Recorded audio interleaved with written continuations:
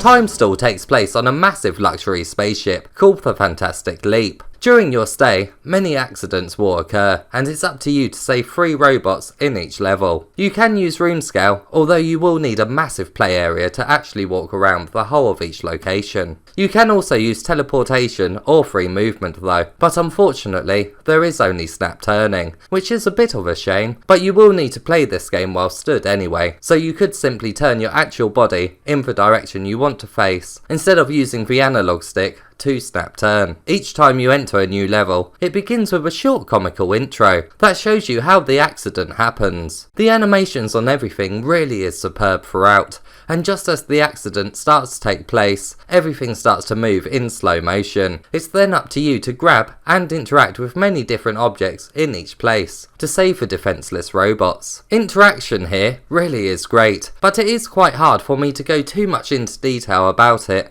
as it would ruin some of the puzzles, and part of the fun here really is experimenting and finding out things for yourself. A couple of things you can do though is use some tools, including one that can pull or push metal objects, and you can actually stick 2 things together with a tube of glue, or in this case, a tube of sticky meat. Everything is physics based too, which enables you to have quite a bit of freedom when it comes to picking an object to obstruct incoming dangers with. Most stages can certainly be completed in more than one way. One of the most immersive things when it comes to handling objects in VR is being able to interact with one single object with 2 hands at the same time, and that is present here. Just like Job Simulator, if you try to interact with an object in a realistic way, it will respond correctly here. Once you are satisfied that you have removed all the threats that are heading towards the robots, you can speed up time again by placing your palm towards your face. This brings up a menu that allows you to return to the normal flow of time. You are on a time limit, so this normal speed will automatically kick back in eventually, but you are always given enough time to mess around in each stage, so the time limit doesn't feel restrictive. If you don't save the robots in time, they will explode in a spectacular fashion. If it didn't look so great, you would feel a little bit bad about it. Well, who wouldn't want? What was that? Oh my goodness, that could have hit me! Oh my god, Mr Oculus! Quick, I'll reverse the flow of time! I feel like I was just about to say something. No, I don't think so. Just keep quiet. The menu tied to your hand also allows you to skip the accident intro, which is great as it doesn't make repeated playthroughs drag on. Restarting the actual level is actually pretty quick too, so you're not waiting around in menus for too long.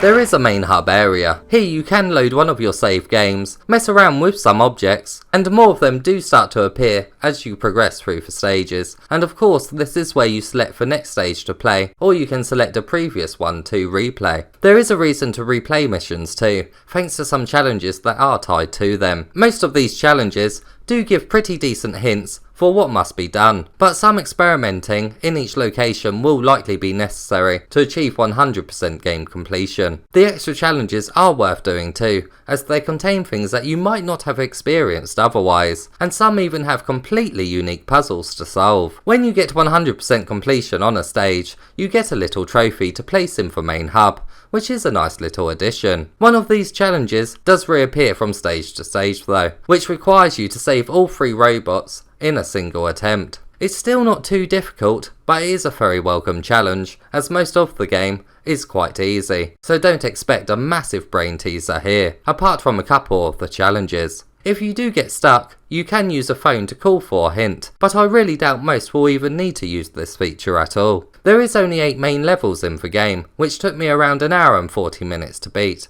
but in that time, I did rescue every single robot. To progress to the next stage, you really only need to save one, which is the captain, so it is actually possible to get to the end of the game quicker. After I had beat the game though, I jumped back in to complete all the challenges, which took me an extra hour and a half.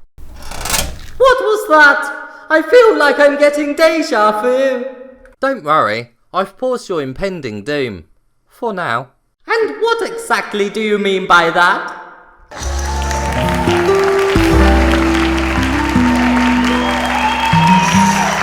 Time Store was absolutely so much fun to play from start to finish. The fact that each accident and location is so different from one another really makes you want to keep on playing to see each one. There truly is never a dull moment here. The humour is great throughout, and seeing everything slow down right in front of your very eyes is such a cool thing to experience in VR. The game doesn't have that many levels, but its length is boosted a little bit if you're a completionist, and I do encourage you to be one with this game, as you would miss out on a lot of cool interactions. The extra challenges here really shouldn't be avoided. Overall, this is absolutely a space cruise worth taking, even with its poor health and safety rating.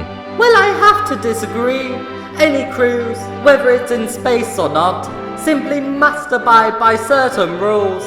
Where would